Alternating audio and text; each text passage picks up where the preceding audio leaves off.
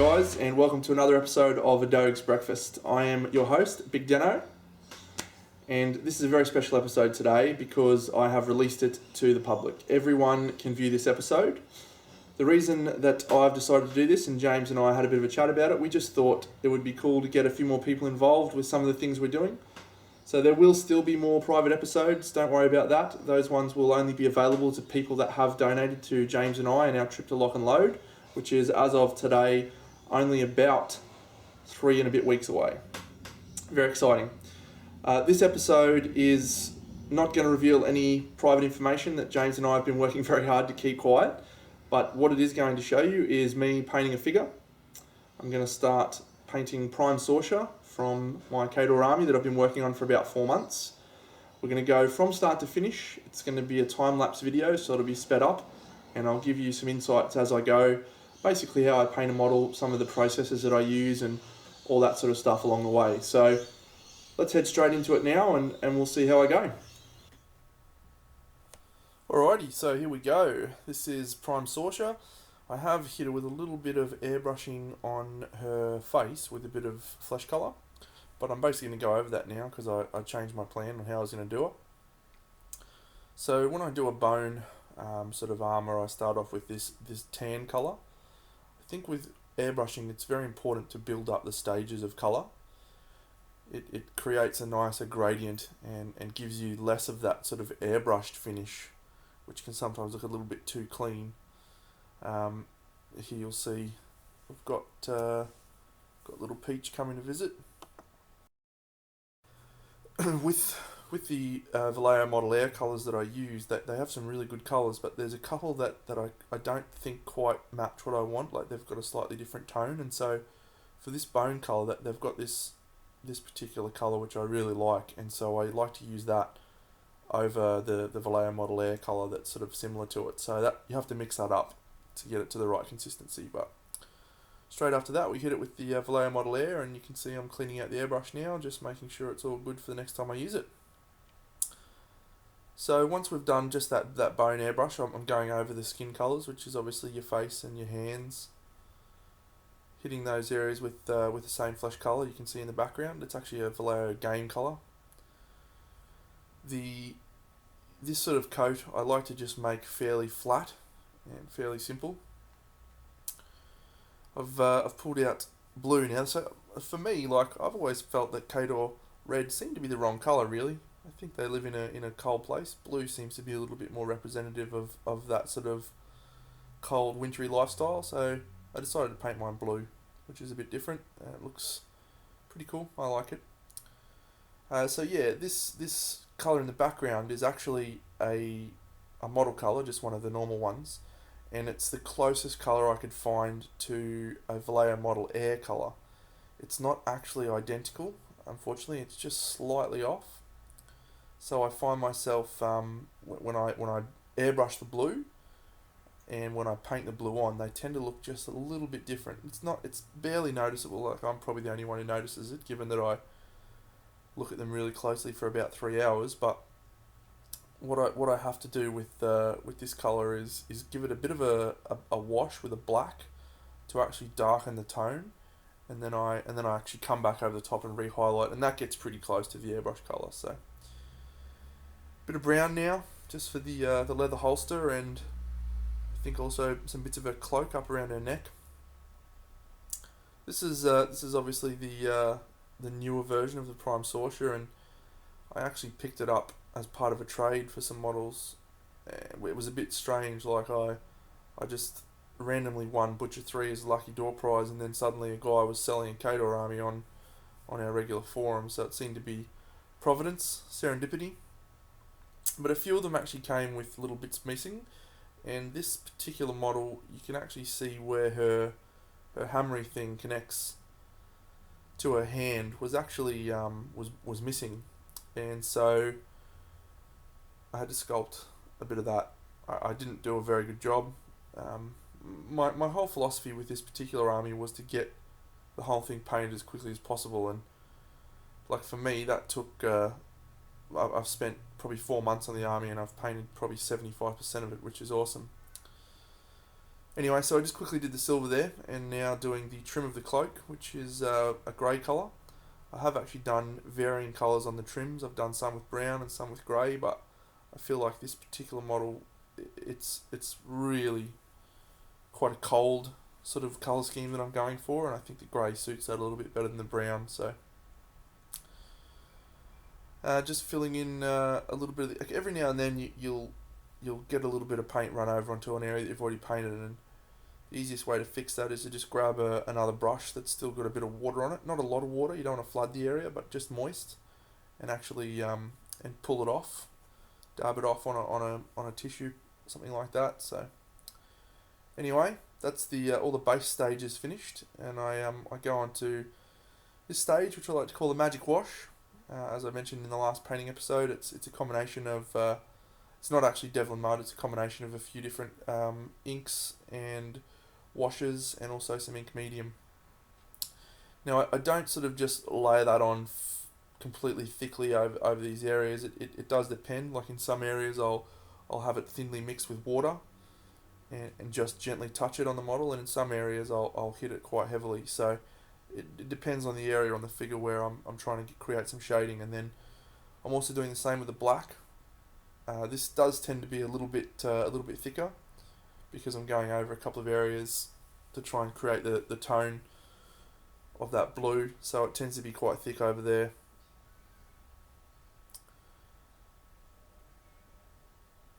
So this stage is a fairly important one for me, because the airbrush, it creates a lot of highlights, a lot of really high colour saturation, but you need to, for me, dull that whole figure down and then re-highlight to give you the depth. So this is the most important bit, I guess. This is the painting of the over the top of the dried wash, and I've actually slowed this bit down. I normally have it at speed times 4. I thought it would be cool to just watch this bit in fast motion, which is normal motion rather. And so I'm basically hitting the bone areas with that same colour that I started off with, just the cream. And you can see that I'm just picking out higher raised areas, and just sort of trying to touch those with this colour. It is fairly watered down. I'd say probably 50% water, maybe slightly less. And just really isolating the areas that I want to be hit with this colour. You can see that there's certain areas where the airbrush is actually picked a little bit more, and like that's a good area there, so I just actually over put a bit too much on there, so I pulled that off with a different brush. But yeah, just trying to basically really focus on where the light's hitting the model, and trying to create even more depth than the wash is already given. So this is probably the most fun stage, I think, when you're painting a model, because you can actually see the model starting to come to life. And for me, this is the most important stage, because sometimes a wash can actually darken a model up too much. So I think I've got a little bit more white in there now, and just going even a little bit less in just even more raised sections. The focal point of this model is important. I think for me that the focal point is obviously your face, but also that armor, that top part of the bodice sort of area. And to me, the highlighting had to be perfect on that, and had to be really bright, and just capture the viewer's eye. Like when I paint a model, I come from a fairly sort of artistic background. I do a lot of color theory, and a lot of complementary colors, and thinking about things like that.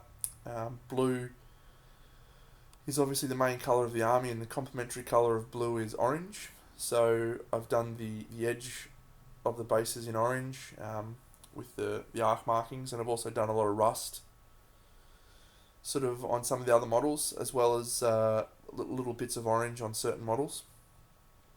This is really good focus. Awesome. Good work, Deno. Some of your best. Not actually sure what I'm doing here. I think I'm mixing up skin colour. No, pure white. There we go. That was a nice long delay for a bit of pure white. Anyway, so you can see how much I'm focusing on that shoulder and the top of the chest plate there, because that to me is the focal point, and you want to draw people's eyes into that part of the model when it starts. So I tend to make certain areas of a figure with much starker highlighting than others, just as a means to try and draw their eye a bit further. You'll also notice I've attached this model to an empty paint pot with a bit of blue tack. Stops me from having to hold out the model and get a bit better grip sometimes.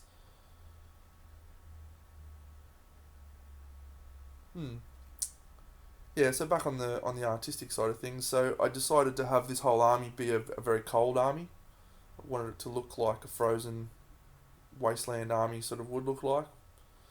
And for me, that was a lot of greys and a lot of neutral colours, which is brown and bone. They're both quite neutral, and grey, obviously. And then followed up, I have this theory, which is that every army should have two accent colours. Um, so you obviously every army you paint's going to have skin. It's going to have brown leathers, and it's going to have grey pouches and weapons that are sort of silver. But I like to then have two specific colours that you have that usually complementary, that to create an accent. For me, the first colour was blue and the second colour was orange for this army. I've actually gone a little bit sort of sparsely on the orange because I felt like too much of it was actually detracting from the figure. I did a couple of early models, and the orange, while it worked, I felt like it wasn't quite as good as I wanted it to be. But the blue, on the other hand, is really quite nice. So speaking of the blue, this is actually obviously what I'm doing now. So that's just that same colour again, just highlighting over the top in the raised sections, making sure you leave that black in the recesses and in the shadows. The wash that I use for the black it's not ultra thick, like it's not fully black in the deepest recesses, but it is fairly noticeable once you put this colour on, the degree of contrast that it actually has created. So this is a really good stage, I think, to have slowed down, because you can see the highlighting that I'm trying to achieve, the pinpoint accuracy that I'm trying to do. Sometimes when you paint a figure, you can get away with a lot of dry brushing, or you can angle your brush in specific ways to create the paintwork that you require. Like in a lot of cloaks, you run your brush parallel to the depth, and it'll hit the highest parts really quite easily. But for this model, because of the shape of the cloak and the fluidness of it, and then also that giant stick I've got in the back of her base, it's a little bit hard. I've had to be a little bit more accurate with the painting and a little bit more precise, which is, I guess it's alright for a warcaster, but I wouldn't normally do this for an atypical grunt. So mixed in a little bit of the highlight colour here of the blue, which you can actually see in the background when I move my giant hand out of the way. It's a light blue there. Mixing in a bit of that with that base coat blue, and this doesn't need a lot of highlighting. It's quite a vibrant blue already, and too much of this light blue can actually change the tone of the model, which is not something you want to do. I'm obviously trying to match it up with the rest of the army, but if you go too far, you get a totally different colour. You still need to have that main blue be the dominant shade in the area that you're painting. So this is back up to normal speed now, speed by 4. So we're just going to motor through the rest of the painting, I think. I mean, like, a lot of people would just be able to do that airbrushing and do those flat base coats and then do a wash, and that's basically your figure finished. Like, it looks fine. It's really, really pretty good tabletop quality, I would have thought. But for me, when you just add that little bit extra, these little stages of highlighting to really brighten the model up, it just makes a massive difference, I think, in what the model looks like on the table. And that's one thing that's really important to remember when you're painting. You don't get a lot of people looking at your model from really close up. It's often just from 3 to 4 feet away. and I think that that's important to remember. You want it to look good from 3 to 4 feet away, not from as close as you normally paint. So that's one of the philosophies I try to take in with painting these days, is make sure it looks good from a distance. So the skin in this particular model, as I said, was a focal point, and I really wanted to get this face looking sharp. Uh, it's a color I normally do extremely well. Flesh. I think a lot of wargamers would be able to say that after a while, because every model has flesh on it. Like you have to do it sometimes, and after a while you just get good at it. Everyone has their own way of doing it. I like to start with a nice flat tan color for the skin, and then give it a bit of a wash.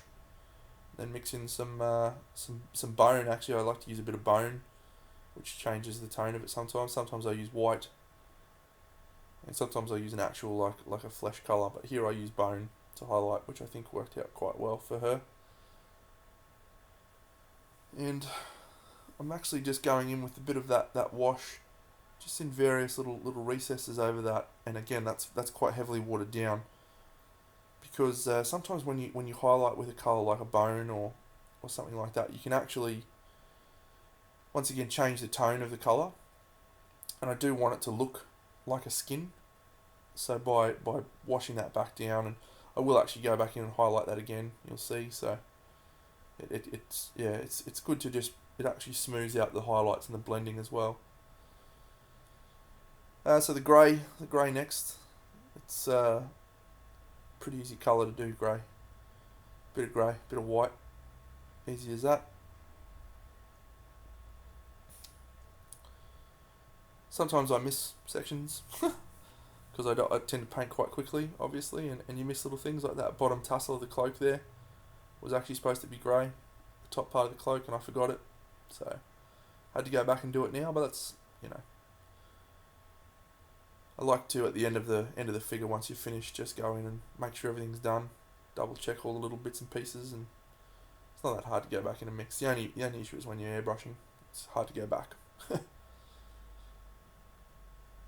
So with the bases of the Khador army, I wanted them to look like they were fighting through a ruined city. Didn't really have anything in mind for the city, like not anything specific, but all the bases are quite industrialized with pipes and ruins and little bits of L beams and I beams and all sorts of stuff that they use in construction, and it's come out really well. The army looks quite cool, and once I've finished painting the entire army, I'm actually going to go back in and add snow to the models.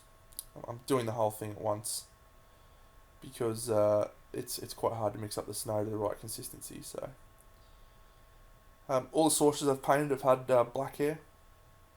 I think that's the same as the canon, but I've seen a couple of other people do bone sort of blonde hair or red hair, but I like the black. The black seems to work for me with the colours.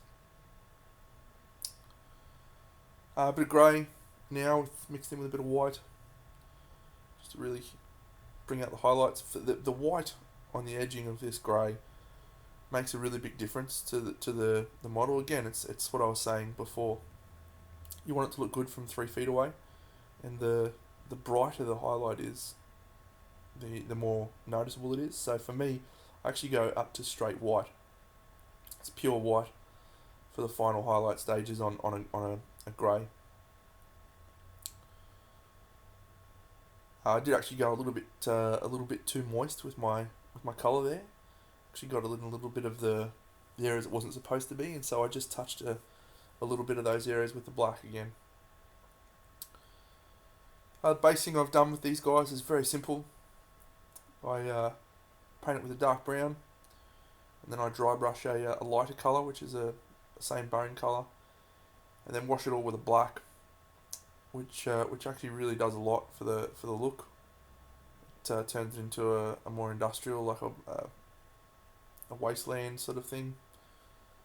I mean, the thing about bases, and this is something that one of my mentors taught me, was you don't want the base to detract or take over the focus of the model. It's really important that the base be be supporting the model but not be the focus. And so sometimes like you see really detailed, intricate bases with, you know, lots of colours and lots of things happening, and the model can almost get lost in what's happening. So for me, I really like to have the base be quite dull, except for, you know, your static grass or whatever that may be that you use. And so by washing it all with the black and toning the whole base down, it puts the focus back on the model, I think, which is really, really important for me anyway. So made a late decision here to change a little bit of the colour on our shoulder pads. Felt like they looked a little bit too uniform, so I decided to make them silver, and also just going over the areas that I've washed with the silver. As I said in my last episode, when you wash a metallic colour, you lose a lot of the shine. So it's important to go back in and highlight the areas that are still shiny, the raised areas. Geez, my hand's going all over the place in this one. That's awesome. Yeah, so just finalising that white highlight on the bottom part of that cloak there.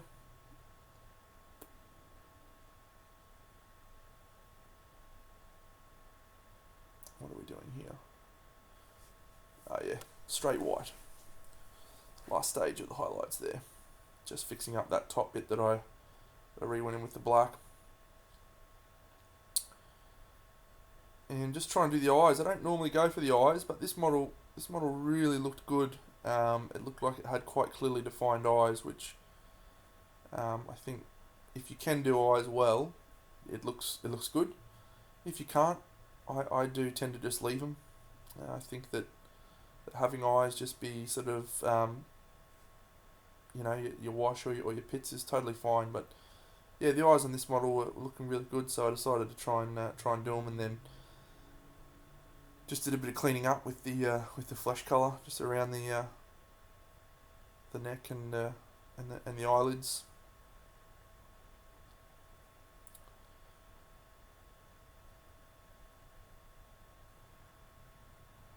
A couple of brown highlights.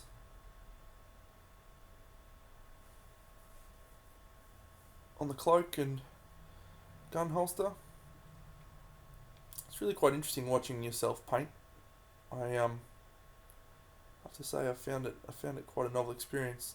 Good work with the focus there, Deno. You're on fire, mate. I think I prefer the front on view. I think you get a better idea of what's happening. It's a little bit easier to see what I'm doing in the camera too. Yeah, again, just working on some of the blends.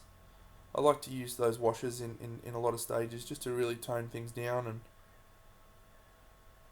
and this is, as I said, that black wash over the entirety of the base, and even the grey and the silver bits. You'll see I hit that whole thing. It really tones the whole base down, and it takes the focus off the base. It's still there and it's still noticeable, but the model is the focus, and I think that's most important thing.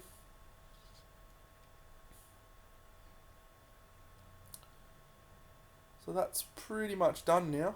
I think I had some really cool salt weathering effects that I did on a lot of the other models. This model didn't really suit it, I think. So for me, I just decided to put a bit of rust on there to replicate some of those other models in the army, and then that's pretty much the model done. I do the edge of the base in black, which goes a long way towards making the model look finished, and then the final stage, once that black dries, is a very important stage for all of us gamers. All my models are gaming models. It's very important to have accurately marked arcs, as you can see here. You can download this template from Primeasa Press. I think it was. I got it from the Primeasa Press website. And just get your arcs accurately marked. As I said, I do it in orange, just to that complementary colour. Sits opposite on the colour wheel. And then it's pretty simple to to do the lines, but I find sometimes I go a little bit too excessive, and so I like to just get a black and just neaten up the sides. I mean, for these guys, I've just done a straight line, and I've done lots of different things for other armies, but I think that if you're doing a straight line, it needs to be even, it needs to be flat and smooth. So, and finally, just a few little touch-up stages there. There was a couple of areas that weren't quite smoothly blended that I wanted to fix up. Final white highlight on that bit of the cloak there that I missed out, and that's it. All done. So that's it. That's the finished model. Look, it was a fairly long process. I did it over the course of a week. I don't normally paint in that sort of time frame. I normally sit down and finish a model in about 2 hours, but I've struggled for time this week, and I just basically had to find some time where I could. And it's been a good process. Like, I've been able to break down the stages, and you've been able to see how the model has progressed from start to finish. So I think that's pretty cool. If you want to catch up with other episodes of A Doge's Breakfast, we are still letting people get on board. We still have 3 weeks to go before the trip. So we're going to probably release another, I would think, 10 to 12 episodes in that time. All we ask is that you chip in. Doesn't matter how much. If it's $1 or if it's $5, we'll still let you see the videos. Every little bit helps. So you can find out more information just by PMing me or James, or visiting our Facebook page, which you should be able to get the link from in the thing below, down there somewhere. I don't know where exactly. But that's it. I hope you've enjoyed me painting this model. If you want to see more, I'm definitely going to continue with this video cast in the future. So after lock and load, I'll release everything available to all of the public, and I'll continue doing some videos every now and then. So appreciate all the support, everyone, and thank you for tuning in to A Doge's Breakfast.